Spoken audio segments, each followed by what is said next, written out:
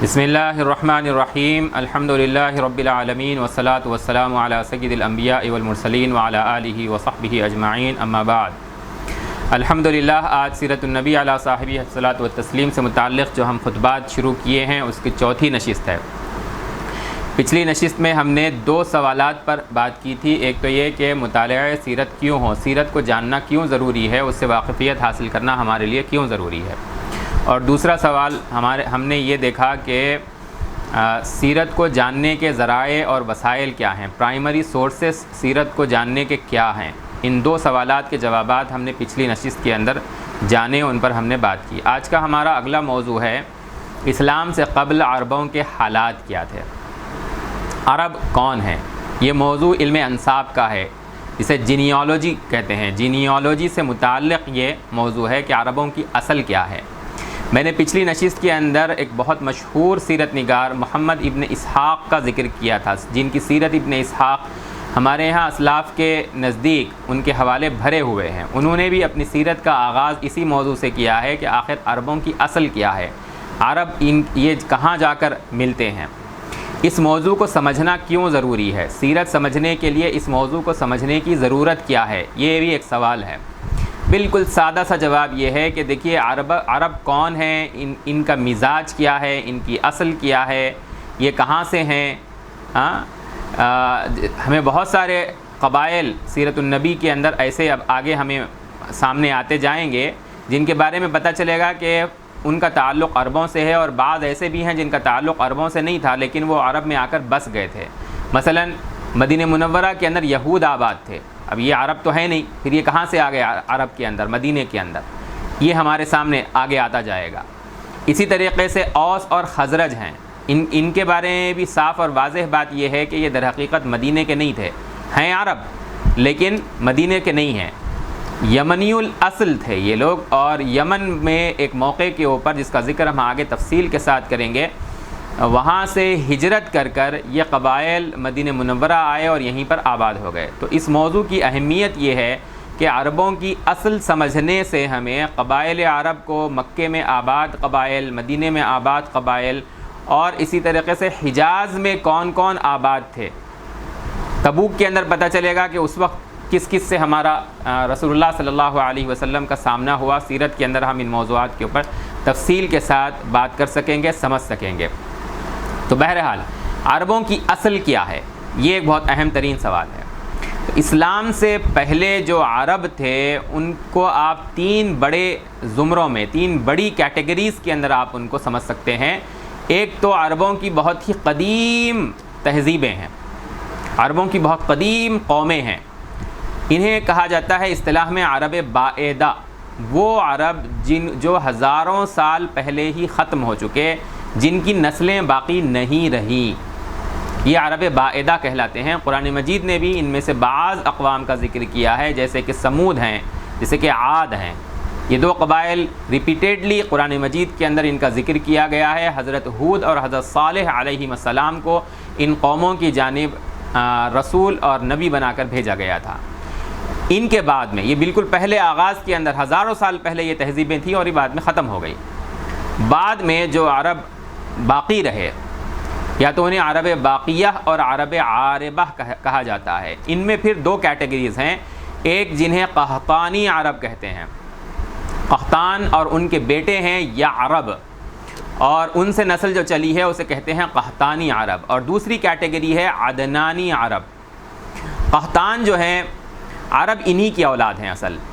ان کے بیٹے ہیں جن کا نام ہے یا عرب، خود عربی زبان ان سے منسوب ہے کہ انہوں نے عربی زبان کا آغاز کیا تھا، اور لیکن یہ بالکل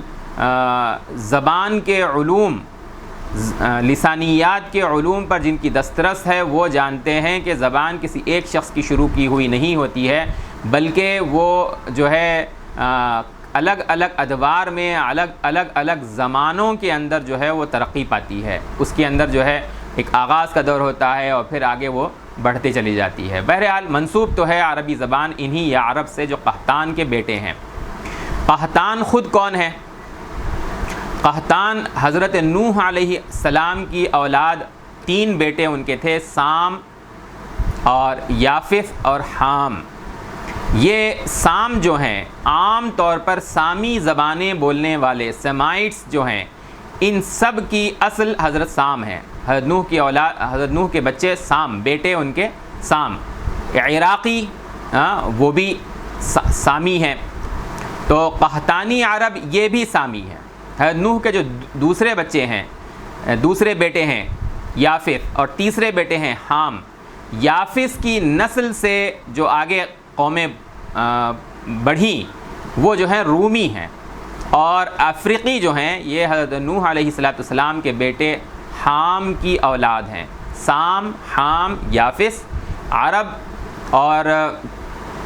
عراق کے رہنے والے لوگ اور ایران کے رہنے والے لوگ، یہ سب حضرت سام ابن نوح کی اولاد سے ہیں.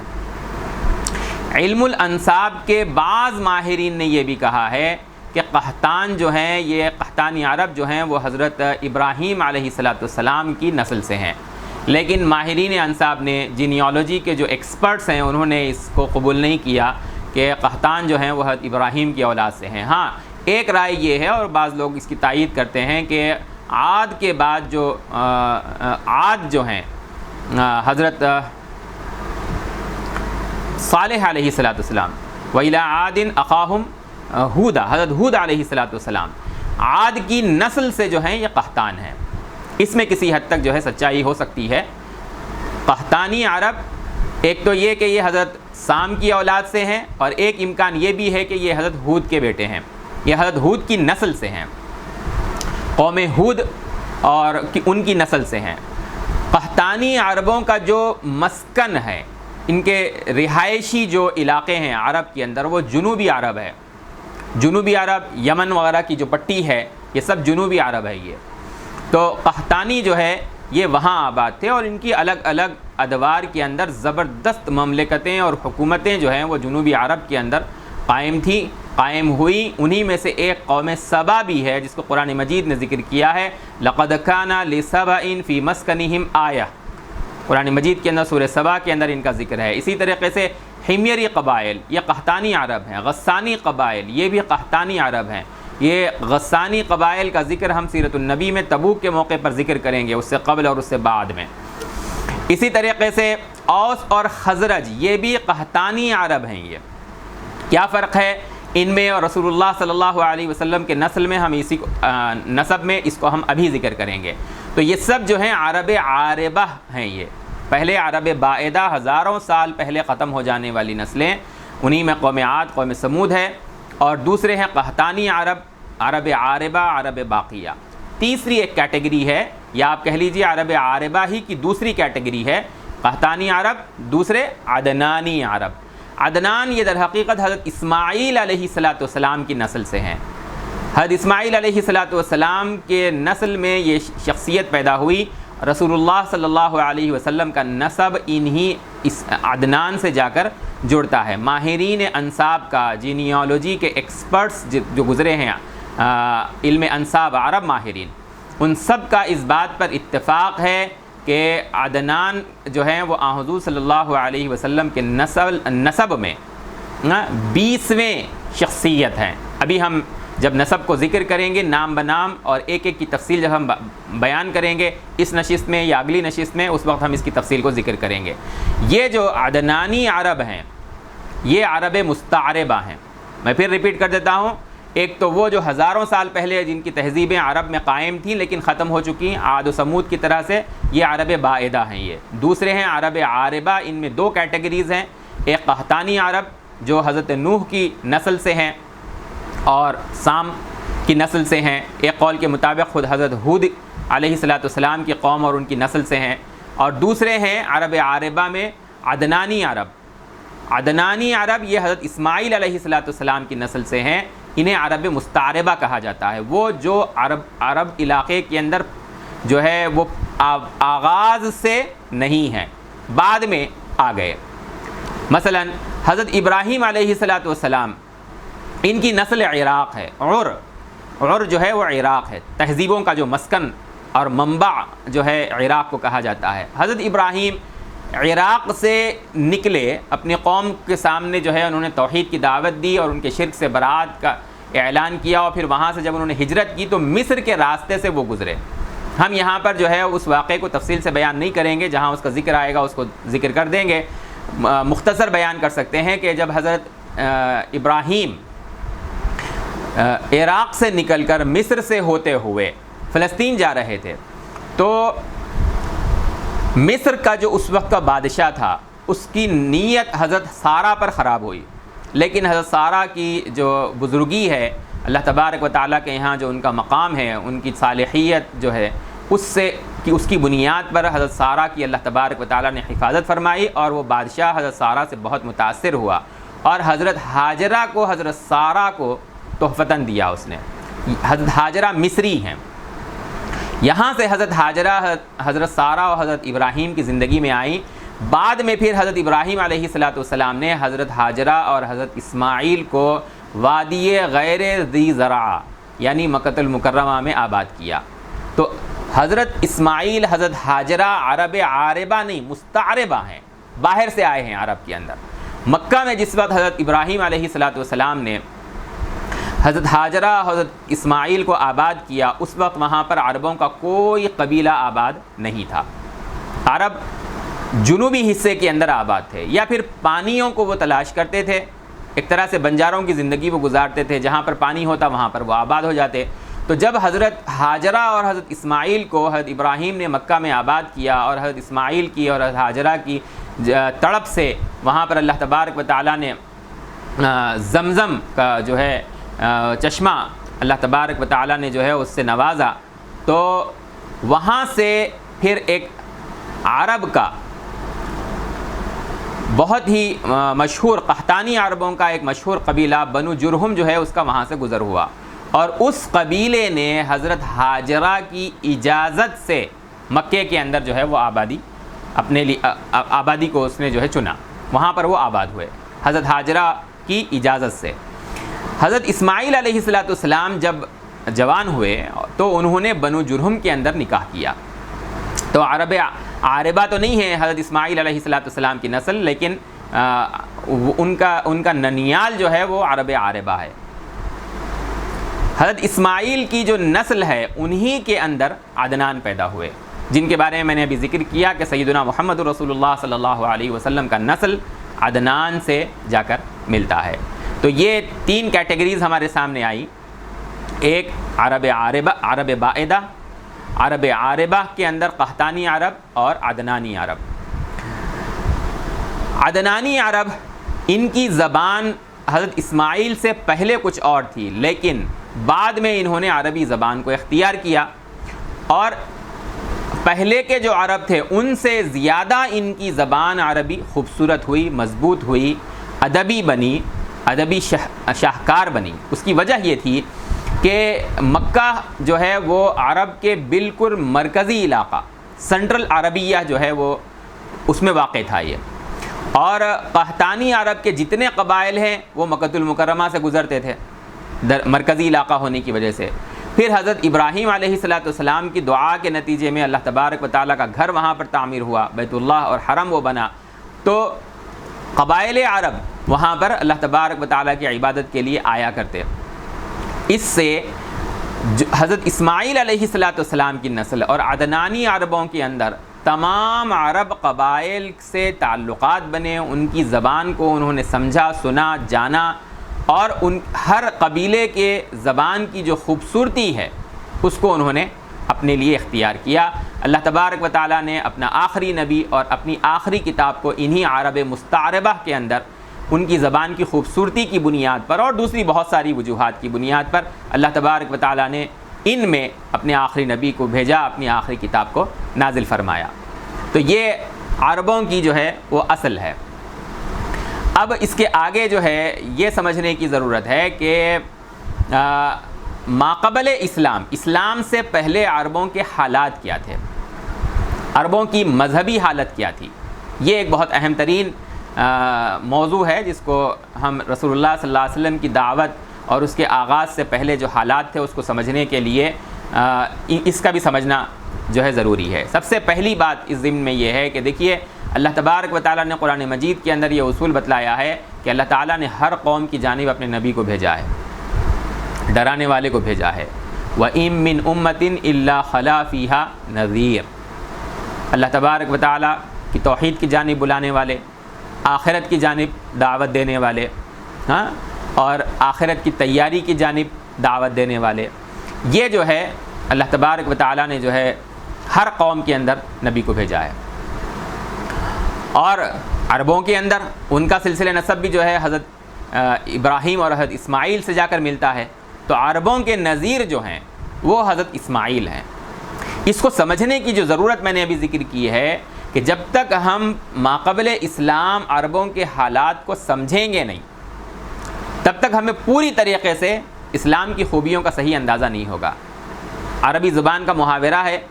الاشیاء تعرف بازدادها، ہاں، الاشیاء تعرف بازدادها،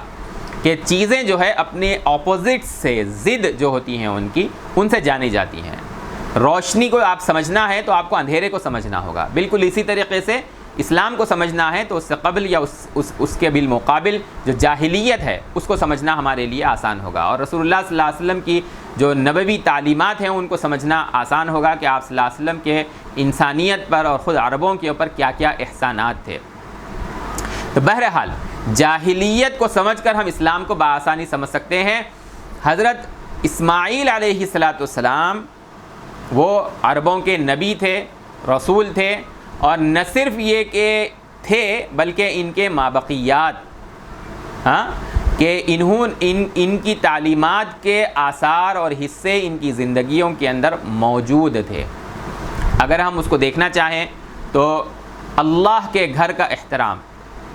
اور اسی طریقے سے جو ہے مکہ کو حرم ماننا، یہ حضرت ابراہیم علیہ السلام اور حضرت اسماعیل علیہ السلام کے دین کے مابقیات کا حصہ ہیں۔ ایسی بہت ساری چیزیں ہمیں ملتی ہیں، مثلا اشہر حرم، عرب جو ہے وہ آپس میں ایک دوسرے سے جنگ و جدال کے اندر جو ہے وہ لگے رہتے تھے، ہمیشہ مستقل مسلسل ان کے درمیان جنگیں ہوتی رہتی تھیں۔ لیکن حضرت ابراہیم علیہ السلام ہی کے جو ہے وہ زمانے سے ان لوگوں نے یہ جو ہے یا بعد کے ادوار کے اندر یہ طے کیا کہ کچھ مہینوں کا ہم جو ہے وہ احترام کریں گے، کس لیے؟ تاکہ ان مہینوں کے اندر ہم اللہ کے گھر تک پہنچیں اور وہاں پر ہم عبادت کر سکیں۔ یہ اشہر حرم کا تصور ان کے اندر جو ہے وہ حضرت ابراہیم علیہ السلام اور حضرت اسماعیل علیہ السلام کے دین کے مابقیات کا حصہ تھا۔ طواف، سعی، قربانی، ہدی، قلائد، یہ سب کے سب جو ہے وہ حضرت ابراہیم علیہ السلام کے دین کا جو ہے وہ مابقیات تھے، اس کے باقی آثار تھے جو ان کی زندگیوں کے اندر موجود تھے۔ سوال یہ ہے کہ حضرت ابراہیم جیسی ہستی، جن کو جو ہے رئیس الموحدین کہا جاتا ہے، موحدین کے وہ سردار ہیں، ابو الانبیاء ہیں، انبیاء کے جو ہے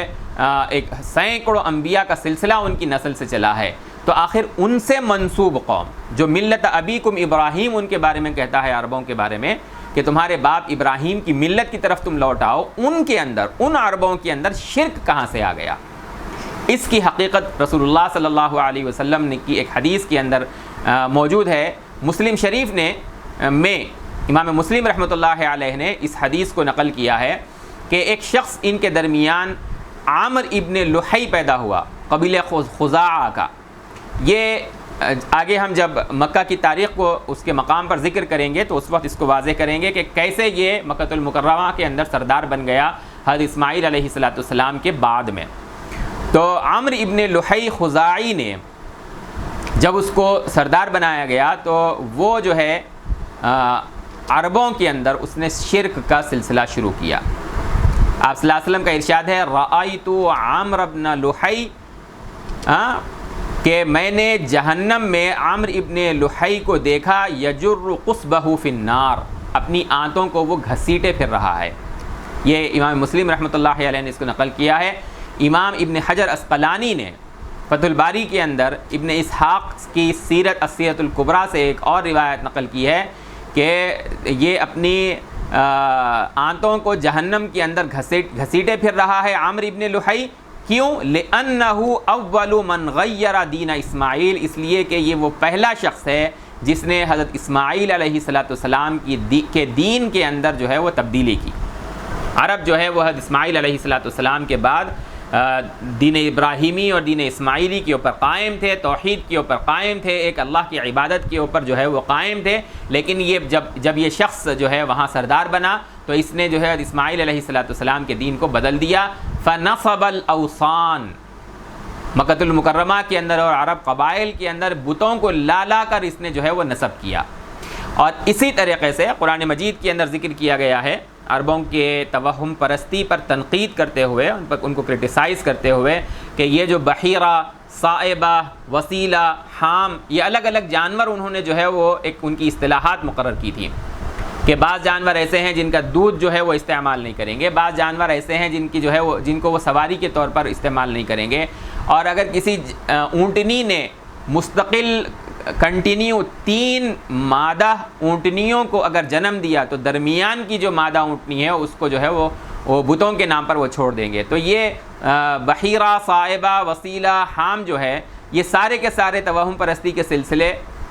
اسی عامر ابن لحی خزاعی نے اس کو جو ہے وہ شروع کیا تھا۔ سورۃ المائدہ آیت 103 کے اندر یہ ان کے توہم پرستی کا جو ہے اس کو ذکر کیا گیا ہے قرآن مجید کے اندر۔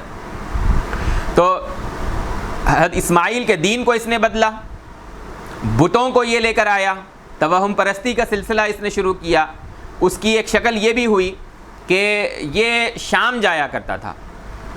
اور شام کے اندر عمالقہ جو ہے وہ آباد تھے، عمالقائٹس۔ عمالقہ بہت ہی جو ہے وہاں کی مشہور قوم، وہاں پر جو ہے یہ شرک کے اندر مبتلا ایک قوم تھی، اور توہم پرستی کے اندر مبتلا ایک قوم تھی، سپرسٹیشن ان کے اندر جو ہے وہ بھرا ہوا تھا۔ جب عامر ابن لحی وہاں پہنچا اور اس نے دیکھا کہ یہ لوگ جو ہے بت پرستی کے اندر مبتلا ہیں، تو عامر ابن لحی نے ان سے سوال کیا کہ بھئی تم ان کو کیوں پوچھتے ہو؟ تو انہوں نے جواب دیا کہ یہ ہمارے جو ہے پاور کے سورسز ہیں، ہم ان سے اپنی طاقت حاصل کرتے ہیں، بارش کو حاصل کرنا ہے، قحط سے ہم کو جو ہے نجات حاصل کرنا ہے، تو ہم ان کی عبادت کرتے ہیں، پرستش کرتے ہیں، اور اس کے بعد ہمارے لیے جو ہے وہ مسائل کھل جاتے ہیں، نعوذ باللہ ثم نعوذ باللہ۔ تو عامر ابن لحی ان سے متاثر ہو کر اس نے کہا کہ مجھے بھی چند جو ہے وہ تم اس طرح کا کوئی بت دو جس کو میں اپنے علاقے میں لے کر جاؤں اور وہاں پر جو ہے اس کی پرستش کی جائے۔ تو انہوں نے حبل جو ہے وہ اپنا بت عامر ابن لحی کو دیا۔ یہ حبل جو ہے یہ عربوں کا جو ہے کوئی قدیم دیوتا نہیں ہے، بلکہ یہ عمالقائٹس کا، عمالقہ کا جو ہے بت تھا، جس کو عامر ابن لحی مکۃ المکرمہ لے کر آیا، اور وہاں پر اس نے اس کو کعبے کے بالکل سامنے، دروازے کے سامنے اس نے اس کو نصب کیا۔ یہ سلسلہ صرف یہیں تک محدود نہیں رہا، بلکہ عامر ابن لحی، اچھا یہ حبل کے بارے میں یہ ذہن میں رہنا چاہیے کہ پھر بعد میں عربوں کا یہ معروف اور مقبول بت بن گیا۔ خود نبی کریم صلی اللہ علیہ وسلم کے دور میں جب آپ صلی اللہ علیہ وسلم مدینہ ہجرت کر کے پہنچے اور بدر کا واقعہ پیش آیا، اور اس میں جو سرداران قریش تھے، اسلام کے مخالف جتنے جغادری تھے، ان سب کا اس کے اندر جو ہے وہ قتل ہوا۔ ابو جہل کو بھی اس کے اندر جو ہے وہ قتل کیا گیا۔ اس کے دوسرے سال اس کا بدلہ لینے کے لیے قریش جب احد کی لڑائی کے لیے آئے، اور احد کے مقام کے اوپر جو ہے وہ معرکہ پیش آیا، مسلمانوں کو اللہ تبارک و تعالیٰ نے فتح عطا فرمائی، لیکن رسول اللہ صلی اللہ علیہ وسلم کی ایک ہدایت کو نظر انداز کرنے کے نتیجے میں وہ فتح جو ہے وہ وقتی طور پر شکست میں تبدیل ہوئی۔ اس وقت ابو سفیان ابن حرب جو اس وقت تک اسلام نہیں لائے تھے، قریش کی جو ہے وہ سرداری کر رہے تھے، اور اس جیش کے، اس لشکر کے جو ہے وہ بڑے بنے ہوئے تھے، تو انہوں نے اس وقت کہا تھا اعلو حبل۔ رسول اللہ صلی اللہ علیہ وسلم نے کہا کہ اس کو جواب دو۔ حضرت عمر نے پوچھا کہ یا رسول اللہ ہم کیا جواب دیں؟ تو آپ صلی اللہ علیہ وسلم فرمایا اللہ مولانا ولا مولا لکم، کہ تم جو ہے جس کی بڑائی اور برتری بیان کر رہے ہو اس کی کوئی حقیقت نہیں ہے، ہمارا مولا جو ہے وہ اللہ ہے، اور تمہارا جو ہے وہ کوئی مولا نہیں ہے۔ جب اللہ تمہارا مولا نہیں ہے تو پھر کوئی اور تمہارا کیسا مولا بن سکتا ہے، مددگار، حامی اور ناصر بن سکتا ہے؟ یہ وہی حبل ہے جس کو عامر ابن لحی خزاعی جو ہے وہ شام سے وہ بت لے کر آیا تھا۔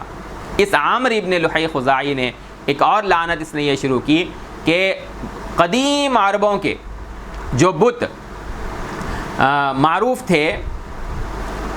ود، سواع، یغوث، یعوق، نصر، جن کا قرآن مجید کے اندر ذکر ہے کہ یہ قوم نوح کے بھی جو ہے وہ بت تھے، تو اس نے ان بتوں کی بھی جو ہے عبادت کا احیاء کیا، تجدید کی اس بدبخت نے، اور عرب کے الگ الگ قبائل کے اندر ان بتوں کو نصب کیا گیا اور ان کی عبادت شروع کی گئی۔ اور اس کی حقیقت جو ہے حضرت ابن عباس رضی اللہ تعالی عنہ کی ایک روایت ہے جس میں مذکور ہے کہ انسانیت میں، بنی نوع انسان میں شرک کا آغاز ہوا تو وہ انہی بتوں کی جو ہے وہ پرستش کر کے، اس کی بھی حقیقت بیان کی گئی تھی۔ حضرت ابن عباس رضی اللہ تعالیٰ عنہ کی حدیث کے اندر اس کی حقیقت بیان کی گئی کہ جب یہ ود، سواع، یغوث، یعوق اور نصر حضرت نوح علیہ السلام کے نیک بندے تھے اللہ کے، جب ان کا انتقال ہوا تو شیطان جو ہے وہ ان کے پاس آیا اور کہا کہ کیوں نہیں تم ان کی جو ہے یادگار اپنے درمیان قائم کر لیتے تاکہ تم نیکی کے لیے سبق ان کی یادگار سے حاصل کرو۔ ان لوگوں نے پوچھا ہم کیسے ان کی یادگار بنائیں، تو اس نے ان کو جو ہے ان کے بت بنا کر دیے، اور اس کا شروعات ایسے ہوئی کہ شروع میں یہ لوگ صرف احتراماً ان کے سامنے جو ہے وہ حاضر ہوتے تھے، بعد میں ان کے بچوں نے اپنے بڑوں کو ان کا احترام کرتے ہوئے دیکھا اور ان کے سامنے جھکنے لگے، پھر سجدہ کرنے لگے، پھر دعائیں اور منتیں مانگنے لگے اور قربانیاں دینے لگے ان کے سامنے، اور باقاعدہ جو ہے وہ ان کو اللہ تبارک و تعالیٰ کے ساتھ عبادت کے اندر شریک کر لیا گیا۔ یہ جو ہے یہ ان کی حقیقت تھی۔ ان بتوں کو اس عامر ابن لحی خزاعی نے جو ہے وہ عربوں کے درمیان پھر سے عام کیا۔ اس بدبخت نے جو کلمہ توحید حضرت ابراہیم علیہ السلام نے عربوں کو دیا اور اپنے موحدین کو دیا، اللہ کے بندوں کو دیا، اللہ کے بندوں کو سکھلایا، اس کلمہ توحید اور تلبیہ کے اندر بھی جو ہے اس میں تبدیلی کر دی۔ جب زائر، حاجی اور معتمر مکۃ المکرمہ کے سفر کا ارادہ کرتا ہے اور سفر شروع کرتا ہے تو وہ تلبیہ پڑھتا ہے، لبیک اللہم لبیک لبیک لا شریک لک لبیک ان الحمد والنعمت لک لا شریک لک۔ اس بدبخت نے اس کلمہ توحید اور تلبیہ توحید میں اضافہ کیا، الا شریکا ہو لک تملکہ وما ملک۔ اب اس کلمے کے ذریعے سے کلمہ توحید جو ہے وہ ایک شرکیہ کلمہ بن گیا کہ سوائے ان کے جو ہے تیرے ساتھ شریک ہیں، ہاں یہ جو آپ تو سب چیزوں کے مالک ہیں، اور ان کے بھی جو یہ بت جو ہے اپنی ملکیت اس کے اوپر رکھتے ہیں، تو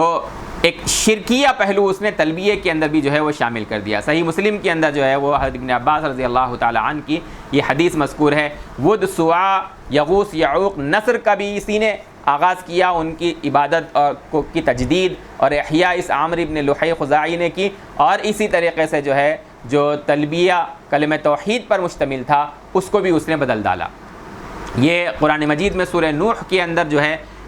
ود، سواع، یغوث، یعوق اور نصر کا ذکر ہے، جس میں قوم نوح حضرت نوح علیہ السلام کے مقابلے میں کہتی ہے لا تذرن آلہتکم ولا تذرن ودا ولا سواعا ولا یغوث ویعوق ونصرا۔ سورہ نوح کی یہ آیت ہے جس کے اندر جو ہے ان بتوں کو اس کے اندر ذکر کیا گیا ہے۔ سطح ارض پر، روح ارض پر خدا کی ذات کے ساتھ سب سے پہلے اگر کسی کو شریک کیا گیا حضرت ابن عباس رضی اللہ تعالی عنہ کی حدیث کے مطابق تو وہ یہ بت تھے جو در حقیقت قوم نوح کے نیک لوگ تھے۔ بہرحال یہ عامر ابن لحی خزاعی کا ذکر میں نے کر دیا کہ حضرت ابراہیم علیہ السلام اور حضرت اسماعیل علیہ السلام کے بعد ان کی نسل توحید کے اوپر قائم تھی، لیکن ان کے بعد مکۃ المکرمہ کے اندر ایک موقع ایسا آیا کہ عامر ابن لحی سردار بنا وہاں کا، تو اس نے توحید کے اندر جو ہے وہ شرک کی آمیزش اور ملاوٹ کر دی۔ اس کا جو زمانہ ہے عامر ابن لحی خزاعی کا جو زمانہ ہے وہ حضرت عیسیٰ علیہ السلام کے رفعت سماوی کے بعد پہلی صدی عیسوی جو ہے اس دور کے اندر یہ مکۃ المکرمہ کے اندر اس کا دور رہا ہے عامر ابن لحی کا۔ یہ واضح ہونا چاہیے کہ عرب کوئی کیلنڈر جو ہے وہ استعمال نہیں کرتے تھے، جیسے کہ اس وقت کی دنیا کی دیگر قومیں ہیں جو اپنا ایک کیلنڈر استعمال کرتی تھیں، جو بھی اس وقت کا تھا۔ عربوں کا حال تھا کہ وہ واقعات کے نسبت سے فلاں واقعہ اس وقت پیش آیا تھا، فلاں واقعہ اس وقت پیش آیا تھا، اس نسبت سے جو ہے وہ سالوں کو یاد رکھتے تھے۔ جو سال، ماہ، تاریخیں ہوتی ہیں ان کو وہ واقعات کی نسبت سے یاد رکھتے تھے، تاریخیں جو ہے واقعات کی نسبت سے یاد رکھتے تھے. جیسے کہ عام الفیل کہ عربوں کے اندر جو ہے وہ کعبۃ اللہ کو منہدم کرنے کے لیے جب ابرہہ آیا تھا تو بعد میں جب اس سال کا ذکر کر رہے ہیں، اس سال پیدا ہونے والے یا اس سال سے پہلے یا اس سال سے بعد، عام الفیل سے پہلے ایک سال ایسا واقعہ پیش آیا تھا، عام الفیل کے سال میں یہ باتیں پیش آئی تھیں، عام الفیل کے بعد یہ جو ہے 2 سال کے بعد 3 سال کے بعد یہ واقعہ پیش آیا تھا. اس طرح سے وہ تاریخیں جو ہے یاد کرتے تھے. تو یہ عمرو ابن لحی پہلی صدی عیسوی کا شخص ہے. اس کو جانچنے کا جو پیمانہ رہا ہے وہ یہ کہ رسول اللہ صلی اللہ علیہ وسلم نے جو نسب گنایا ہے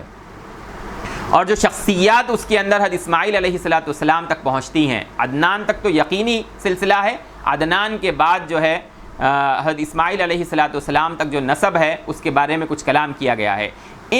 اس نسب کے اندر جو الگ الگ نسلیں ہیں ان کی سالوں کے اندازے کے مطابق عمرو ابن لحی کا زمانے کو جو ہے وہ نکالا گیا کہ وہ پہلی صدی عیسوی کا شخص ہے.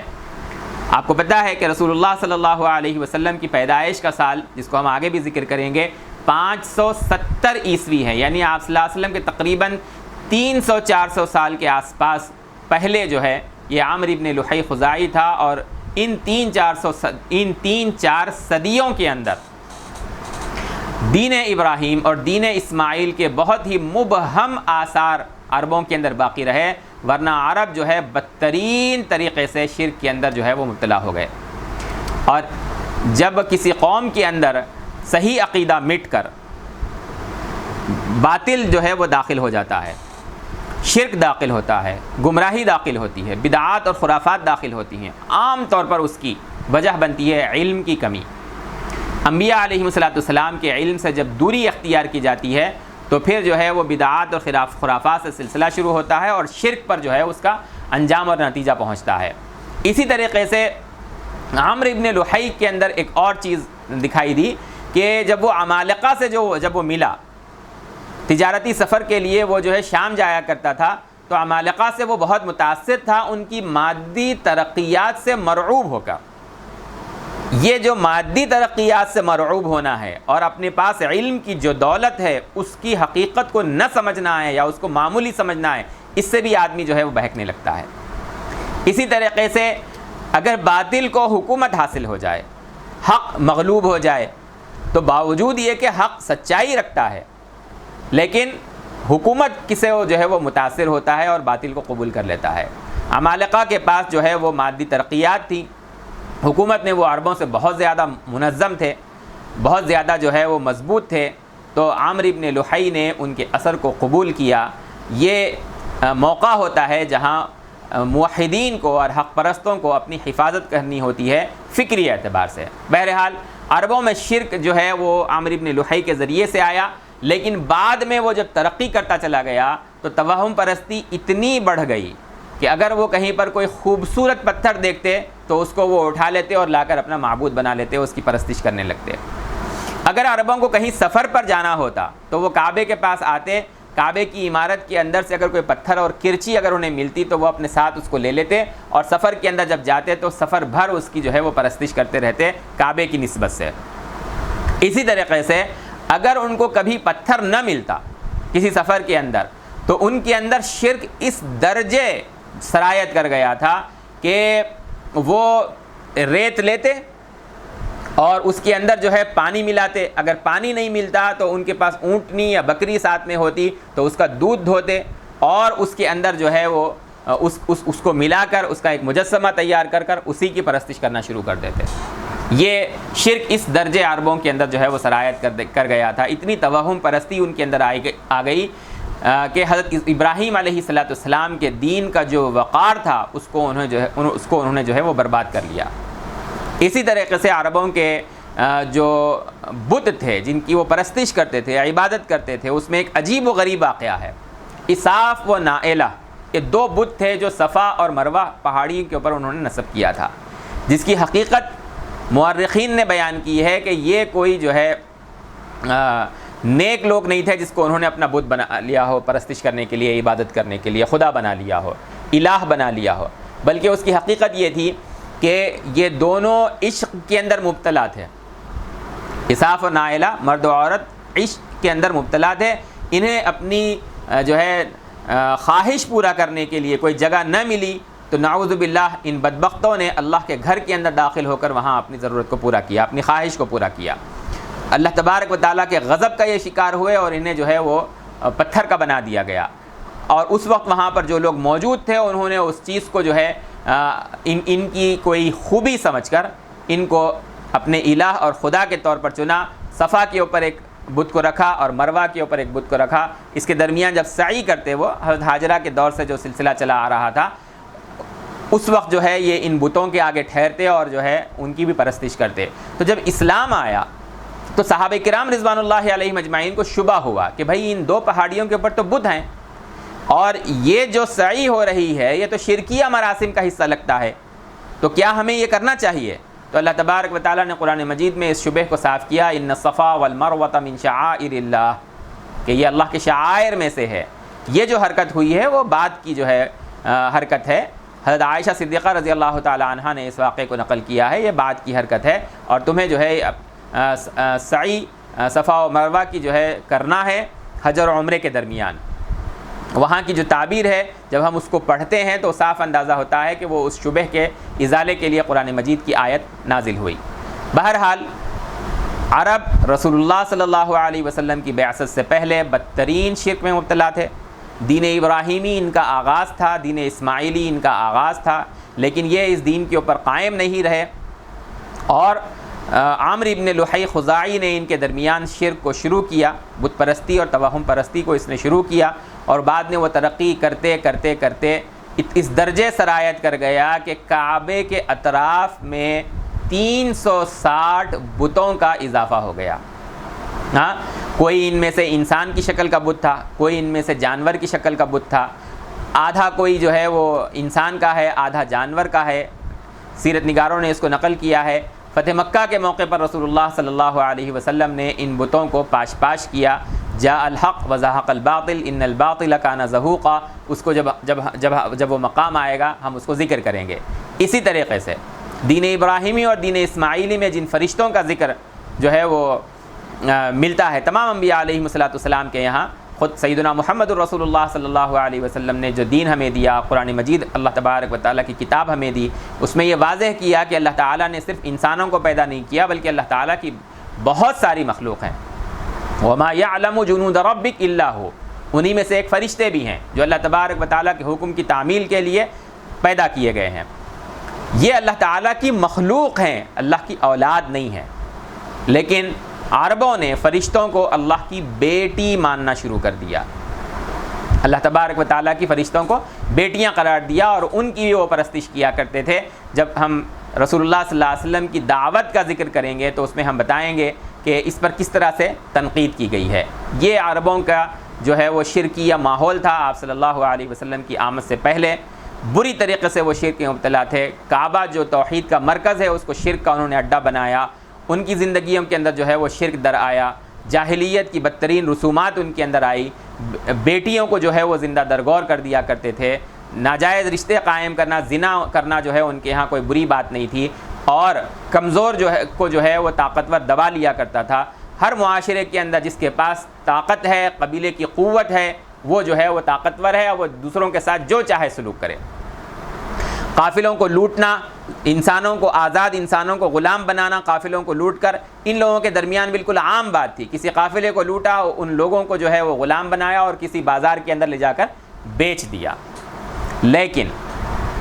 انہی کے درمیان کچھ درجے کے اندر اللہ تبارک و تعالیٰ سے مضبوط تعلق رکھنے والے بہت محدود تعداد کے اندر برائے نام لوگ موجود تھے، جنہیں اصطلاح کے اندر حنفاء کہا جاتا ہے۔ حنیف کہتے ہیں ایسے شخص کو جو شرک سے دور ہو کر اللہ تبارک و تعالیٰ کی طرف رجوع کر لے۔ حنیف گریز کرنے والا، ایک عام دھارا چل رہا ہے اس سے ہٹ کر اپنی راہ بنانے والا۔ حضرت ابراہیم علیہ السلام کی بھی قرآن مجید کے اندر جو ہے وہ صفت بیان کی گئی ہے کہ وہ حنیف تھے۔ ایسے حنفاء خود مکہ کے اندر بھی موجود تھے، لیکن بہت محدود تعداد کے اندر۔ رسول اللہ صلی اللہ علیہ وسلم نے خود جو ہے ایسے ایک مشہور حنیف کا ذکر کیا، قص ابن ساعدہ، جو مکہ کے سے تعلق نہیں تھا ان کا، قریش سے بھی ان کا تعلق نہیں تھا، بنو ایاد ایک قبیلہ ہے اس سے ان کا تعلق تھا، جو بحرین کے اطراف کے علاقے کے اندر آباد تھے۔ آپ صلی اللہ علیہ وسلم کی بالکل نوجوانی کا دور، جب قص جو ہے وہ مکہ حج یا عمرے کے لیے آتے تو عربوں کو توحید کی طرف بلاتے، شرک سے روکتے، اور آپ صلی اللہ علیہ وسلم کے پاس جب بالکل آخری دور میں مدینہ منورہ کے جو سنت الوفود ہے، جس کے اندر دور دراز کے قبائل نے آ کر آپ صلی اللہ علیہ وسلم کے پاس اسلام قبول کیا، بنو ایاد بھی آئے بحرین سے سن 9 ہجری کے اندر، تو آپ صلی اللہ علیہ وسلم نے ان سے قص ابن ساعدہ کے بارے میں سوال کیا کہ وہ کہاں ہیں، تو انہوں نے کہا کہ وہ تو بہت پہلے ان کا انتقال ہو گیا۔ تو آپ صلی اللہ علیہ وسلم نے اس وقت کہا کہ میں نے قص کو دیکھا کہ وہ قریش کو جو ہے بہت ہی مسحور کن وہ تقریر کر رہے تھے، توحید سمجھا رہے تھے، آخرت کی فکر کرنے کی طرف وہ راغب کر رہے تھے۔ آپ صلی اللہ علیہ وسلم نے ان قص ابن ساعدہ حنیف کا جو ہے وہ ذکر کیا ہے۔ ایسے حنفاء مکے کے اندر جو تھے وہ ان کا سیرت نگاروں نے ذکر کیا ہے کہ ایک موقع کے اوپر ان کے علاوہ، قص بن ساعدہ کے علاوہ جو حنفاء ہیں اور جو مکے سے تعلق رکھتا تھے، ان کے بارے میں ذکر کیا گیا ہے کہ یہ مشہور حنیف 4 شخصیات ہیں۔ آپ صلی اللہ علیہ وسلم کی بعثت سے پہلے، بلکہ آپ صلی اللہ علیہ وسلم کی پیدائش سے بھی پہلے، مکے کے اندر وہاں کا جو شرکیہ ماحول تھا، ان قبائل نے اعلان کیا کہ بھائی ہم شہر سے باہر جو ہے وہ ایک میلہ لگائیں گے، عام طور پر جیسے شرقیہ اقوام کے اندر ہوتا ہے، اور وہاں پر جو ہے تمام قبائل جمع ہوں گے شہر سے باہر، اور اپنے بتوں کی جو ہے وہاں پر پرستش کریں گے، منتیں مانگیں گے، قربانیاں دیں گے، شرکیہ اعمال ان کے سامنے کریں گے۔ تو پورا شہر اس میلے کے اندر جو ہے وہ امٹ پڑا، اس فیسٹیول میں امٹ پڑا۔ پورے شہر کے اندر صرف 4 لوگ جو ہے وہ باقی رہ گئے۔ اب یہ جو باقی رہنے والے لوگ تھے، انہوں نے آپس میں ایک دوسرے سے استفسار کیا، بھائی تم کیوں نہیں گئے، تم کیوں نہیں گئے؟ اور ان 4 کو پتہ چلا کہ یہ ایک دوسرے کے سے فکری ہم آہنگی رکھتے ہیں، ایک ہی فکر کے یہ لوگ حامل ہیں، یعنی شرک سے بیزار ہیں، بتوں کی پرستش سے بیزار ہیں، اور وہ ایک خدا کی پرستش میں جو ہے وہ یقین رکھتے ہیں۔ یہ 4 جو شخصیات ہیں ان میں ایک اہم ترین ہے ورقہ ابن نوفل، اور اسی طریقے سے جو ہے زید ابن عمرو ابن نفیل، عثمان ابن الحویرث، عبید اللہ ابن جحش۔ یہ 4 شخصیات جو ہے انہوں نے آپس میں ملاقات کی، اپنے خیالات ایک دوسرے سے شیئر کیے، ایک دوسرے کو سمجھا، اور ساتھ میں یہ وعدے وعیدے بھی کر لی کہ بھائی دیکھو، جو ہم جس فکر کے ہم حامل ہیں، جو نظریہ ہم رکھتے ہیں ان مشرکین سے ہٹ کر، یہ ہم سب سے پہلے تو ان لوگوں کو اپنے نظریات نہیں بتائیں گے، اور دوسرے یہ کہ سچے دین ابراہیمی کی ہم تلاش کریں گے۔ ان میں ایک شخصیت جیسے کہ میں نے کہا ورقہ ابن نوفل، یہ حضرت خدیجہ کے جو ہے چچیرے بھائی تھے۔ حضرت خدیجہ کے دادا ہیں اسد، ورقہ کے بھی دادا ہیں اسد۔ اسد کے 2 بیٹے ہیں، ایک ہے نوفل اور ایک ہے خویلد، خدیجہ بنت خویلد، ورقہ ابن نوفل ابن اسد، خویلد ابن اسد۔ آگے ہم جو ہے یہ زیادہ تفصیل کے ساتھ سمجھیں گے کہ جب رسول اللہ صلی اللہ علیہ وسلم کے پاس پہلی وحی آئی تو حضرت خدیجہ انہی کے پاس آئیں، اس کی شکل کیا ہے ہم آگے بتلائیں گے۔ دوسرے ہیں عبید اللہ ابن جحش، یہ جو ہیں حضور صلی اللہ علیہ وسلم کی ایک پھوپھی کے جو ہیں وہ بیٹے ہیں۔ تیسرے ہیں عثمان ابن حویرث، چوتھے ہیں زید ابن عمرو ابن نفیل، بہت مشہور ہیں، حضرت عمر ابن الخطاب رضی اللہ تعالی عنہ کے جو ہے وہ یہ چچا ہیں، حضرت جو ہے زید، انہی کے بیٹے ہیں سعید، جن کا ہم آگے ذکر کریں گے۔ تو یہ 4 جو حنفاء تھے، انہوں نے طے کیا کہ ہم حضرت ابراہیم علیہ السلام کا جو سچا دین ہے، جو دین حق ہے، اس کو ہم تلاش کریں گے۔ چنانچہ اس دین حنیفیت کی تعلیمات کی تلاش میں ورقہ ابن نوفل نے الگ الگ علاقوں کا جو ہے وہ سفر کیا، اور اس زمانے میں عبرانی زبان کو انہوں نے سیکھا۔ بخاری شریف کی حدیث ہے کہ یہ مکۃ المکرمہ جب واپس آئے تو یہ عیسائیت جو سچی عیسائیت ہے، حقیقی عیسائیت ہے، حضرت عیسیٰ علیہ السلام کی جو سچی تعلیمات ہیں اس کو انہوں نے اختیار کر لیا تھا، اور انجیل کا ترجمہ کیا کرتے تھے عربی زبان میں. عربی زبان کے اندر جو ہے وہ انجیل کو منتقل کرتے تھے عبرانی زبان سے. عبرانی زبان کو تک انہوں نے جو ہے وہ سیکھ لیا تھا. عربوں کے اندر بہت گنے چنے لوگ جو ہے وہ پڑھے لکھے تھے، جو لکھنا جانتے تھے. ان میں سے ایک جو ہیں یہ ورقہ ابن نوفل ہیں. انہوں نے واپس آنے کے بعد جو ہے وہ قریش سے اور جو مشرکین تھے اس وقت کے، ان کے سامنے صاف شرک سے جو ہے وہ برات کا اعلان کیا. رسول اللہ صلی اللہ علیہ وسلم پر جب سب سے پہلی وحی نازل ہوئی تو حضرت خدیجہ رضی اللہ تعالی عنہا نے اس کی تصدیق کے لیے حضرت ورقہ سے تعلق قائم کیا. ان کے پاس جو ہے چونکہ وہ رشتہ دار بھی تھے اور دین الہی سے واقف بھی تھے، تو حضرت خدیجہ ان کے پاس آئیں اور جب حقیقت بیان کی تو آپ صلی اللہ علیہ وسلم کو ورقہ نے کہا کہ محمد ابن عبداللہ رسول اللہ صلی اللہ علیہ وسلم کو میرے پاس لے کر آؤ. اور جب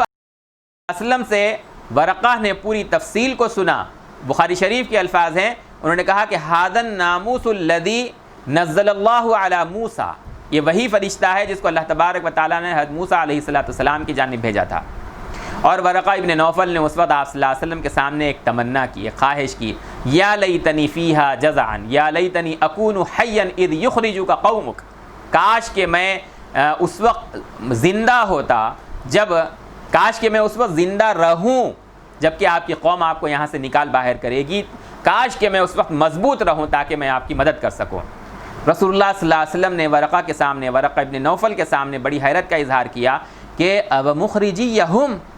یہ لوگ مجھے یہاں سے نکالیں گے جو مجھے الصادق الامین کہتے ہیں، اتنا احترام کرتے ہیں، یہ مجھے یہاں سے نکالیں گے؟ تو ورقہ ابن نوفل نے جواب دیا، ہاں، لم یأتی رجل قط بمثل ما جئت به الا عودی، کہ جب بھی کوئی رسول اس دعوت کو لے کر آیا ہے جس کو آپ لے کر آئے ہیں اس سے دشمنی کی گئی ہے، اور اگر میں اس وقت موجود رہا انصرک نصرا مؤزرا، کہ اس وقت میں آپ کی مضبوط مدد کرتا، اگر میں اس وقت زندہ رہوں تو اس وقت میں آپ کی مضبوط مدد کرتا. لیکن ورقہ ابن نوفل کی جو ہے پھر بعد میں وفات ہو گئی. اسی روایت کے اندر بخاری شریف کی مذکور ہے، ثم لم ينشب ورقۃ ان توفی، کچھ ہی عرصے کے بعد ان کا جو ہے وہ انتقال ہو گیا. تو یہ ورقہ ابن نوفل حنیف ہیں، ان حنفا میں سے ہیں جنہوں نے اس شرک سے جو اس ماحول کے اندر رچا بسا تھا اس سے اپنی برات کا اعلان کیا، حقیقی دین کی تلاش کی. اس وقت حضرت عیسیٰ علیہ السلام کی جو تعلیمات موجود تھیں ان کو اختیار کیا، عبرانی زبان کو سیکھا اور عربی زبان میں انجیل کا یہ ترجمہ کیا کرتے تھے. اسی شرکیہ ماحول کے اندر دوسری شخصیت تھی حنیف، عبید اللہ ابن جہش. ان کا قصہ یہ ہے کہ یہ پہلے اسلام کے زمانے کو انہوں نے پایا. رسول اللہ صلی اللہ علیہ وسلم کی جب دعوت کا آغاز ہوا تو انہوں نے اسلام قبول کیا. حضرت ام سلمہ رضی اللہ تعالی عنہا، ام المؤمنین، مشہور صحابیہ، ان سے جو ہے ان کی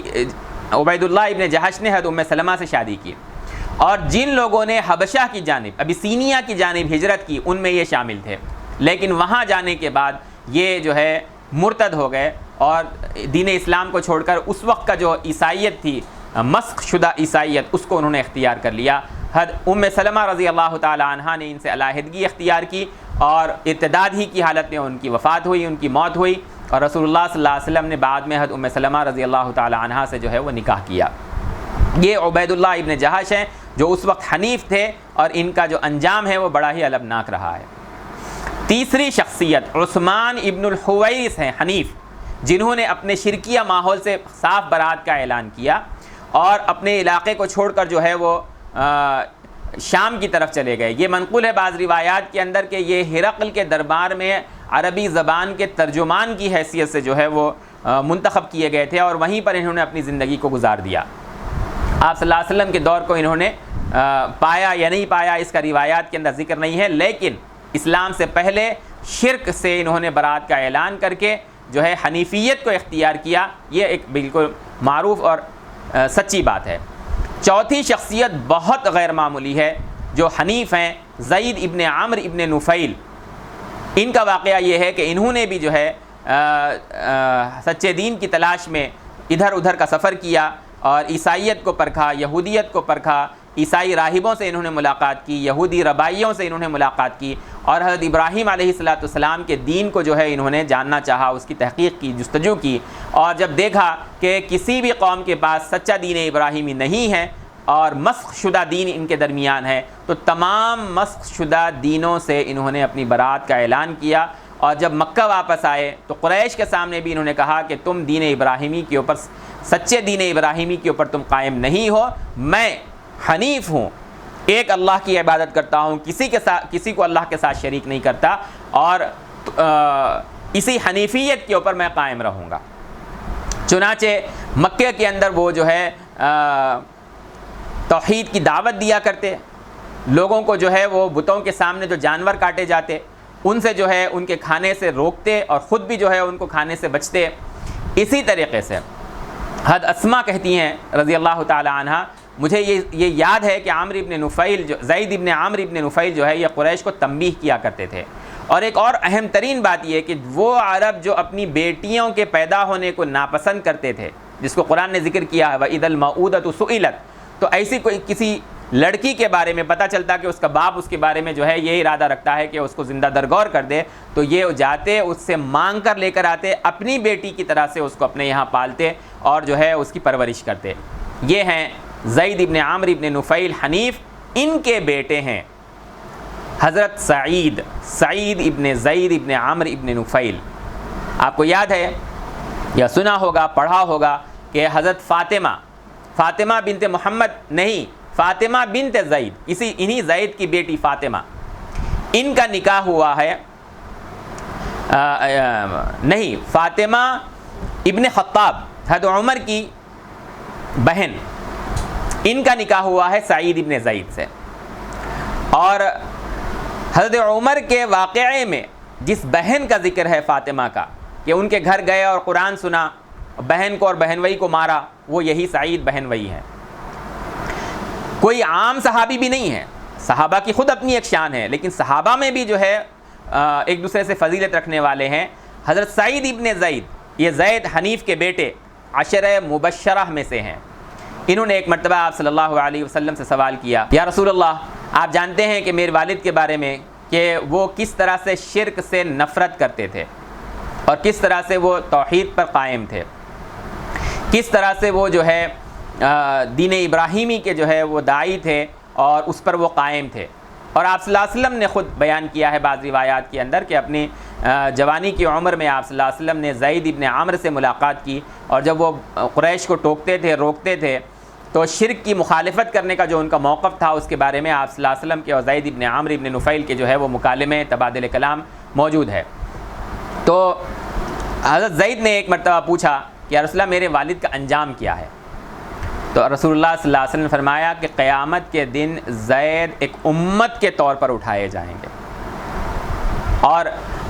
واقعہ معراج کے بعد جب وہ واپس آئے، آپ صلی اللہ علیہ وسلم جب واپس آئے تو آپ نے کہا کہ میں نے دیکھا کہ اللہ تبارک و تعالیٰ نے زید ابن عامر ابن نفیل کے لیے جنت کے 2 باغات جو ہے وہ بنائے ہیں۔ یہ زید آپ صلی اللہ علیہ وسلم کی بعثت سے 5 برس قبل ان کا انتقال ہو گیا۔ یہ عربوں کے جو ہیں وہ حالات ہیں کہ ان کی اکثریت حضرت ابراہیم اور حضرت اسماعیل علیہ السلام کے بعد شرک میں مبتلا ہوئی، بدترین شرک میں مبتلا ہوئی۔ عامر ابن لحی خزاعی جو ہے وہ اس کا ذمہ دار بنا۔ بعد میں علم کی کمی کی وجہ سے پورے عربوں کے اندر جو ہے چند صدیوں کے اندر بدترین شرک پھیلا۔ شرک کے ساتھ ساتھ جو ہے وہ سماجی برائیاں ان کے اندر پھیلی، اخلاقی برائیاں ان کے اندر پھیلی۔ طاقتور جو ہے وہ کمزور کو دبا دیتا، مردار یہ کھاتے۔ حضرت جعفر جو ہے نجاشی کے دربار میں اس نقشے کو وہ کھینچتے ہیں کہ آپ صلی اللہ علیہ وسلم کی بعثت سے پہلے عربوں کے کیا حالات تھے۔ دھوکہ دینا، بے ایمانی کرنا، قتل کرنا، لوگوں کے مال کو لوٹ لینا، قافلوں کو لوٹنا اور جو ہے آزاد لوگوں کو غلام بنانا، یہ ان کا جو ہے وہ عام معمول تھا۔ لیکن انہی کے درمیان حنفاء بھی موجود تھے، اور یہ حنفاء جو ہیں وہ مکہ کے اندر دور دراز کے علاقے میں بھی تھے، جیسے کہ قص ابن ساعدہ کا ذکر کیا گیا ابھی، اور مکہ کے اندر بھی اس طرح کی 4 شخصیات موجود تھیں۔ ہم آگے دیکھیں گے کہ دوسرے قبائل کے اندر بھی شرک کو رد کرنے ہاں، اور شرک سے بیزاری کے کچھ آثار موجود تھے، اس کی تفصیل ہم آگے ذکر کرتے جائیں گے۔ مکہ میں جو تھے ورقہ ابن نوفل، عبید اللہ ابن جحش، عثمان ابن الحویرث اور زید ابن عامر ابن نفیل، جن کے بیٹے بعد میں حضرت سعید ابن زید انہوں نے اسلام قبول کیا۔ آج ہم اسی کے اوپر اکتفا کرتے ہیں، اور آگے ہم ذکر کریں گے کہ عربوں کے علاوہ دنیا کے اندر دیگر علاقوں کے اندر جو ہے وہ کیا حالات تھے، روم کے کیا حالات تھے، ایران کے کیا حالات تھے، فارس کے کیا حالات تھے، اس کو ہم اگلی نشست کے اندر ذکر کریں گے۔ اقول قولی ھذا استغفر اللہ لی ولکم ولسائر المسلمین والمسلمات۔